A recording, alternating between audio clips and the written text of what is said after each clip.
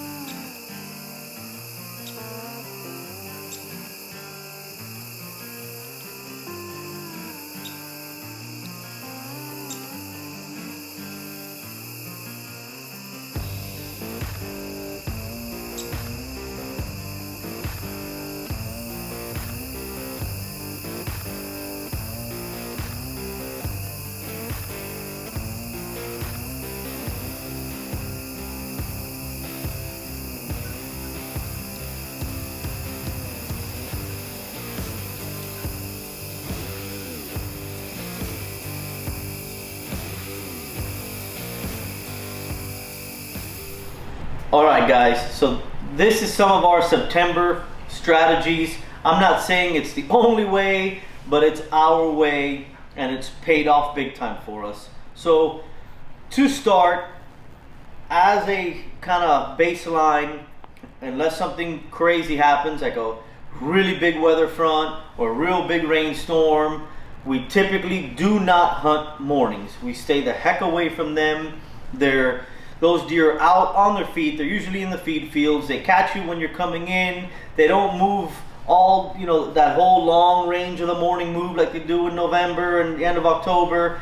It's just a super quick move. You have like an hour and you're done. So instead of putting a lot of pressure on them early season, we tend to lay off of them as much as possible so we don't affect anything in the long term, October, November, when we really want that to be as prime as possible. So the reason we hunt evenings is because of this. You're hunting your hometown deer that live on your property in September. That's being said because you're not having bucks ranging in September. So that's why usually you don't see a lot of new bucks in September, because they're bedding very close to their food source at that time, so it's hard to get on them. Plus, once you bust them in the morning or in the evening, if you bust, they're usually in a bachelor group. So that whole group, you just kind of alerted them to like, hey, something's wrong. We should probably be a little bit more careful or move our trail or move to where we're bedding. And then you got to start all over again, find where they are, what they're doing, their travel routes, what time they're taking. So that's why we kind of really sit in the afternoons. It's easier to get on them. You're bypassing where they're bedding, and then what you're doing is you're catching them from their bedding to their food source. You know, again, yes, there is some times that you can hunt the mornings if you can get into a place where they're just going to bypass you, transition area, and have them transfer by you from the food source, all right, there's, like I said, there's always ways that you can kind of manipulate it and get around it. But a lot of our strategies were in the afternoon.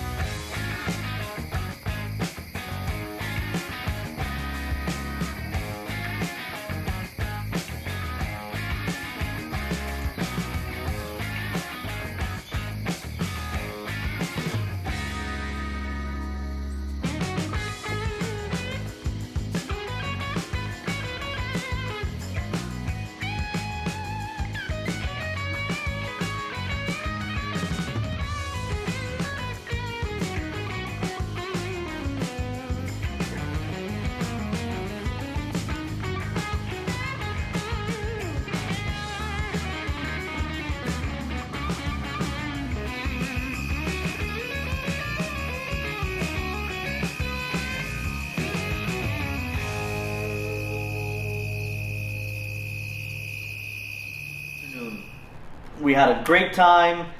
The weather was perfect. The way they were moving was perfect.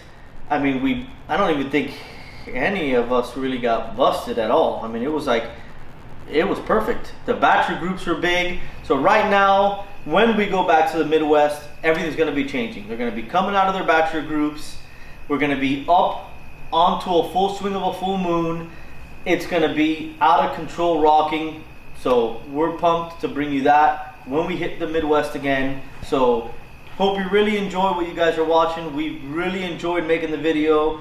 I mean, there is some slammers on there. By far, definitely should have been shot. Camera Kev passed on a buck that would have been his biggest with a bow. We had Marcos pass on a buck that definitely would have been the biggest with his bow. I had a really good buck come up to me and pass me.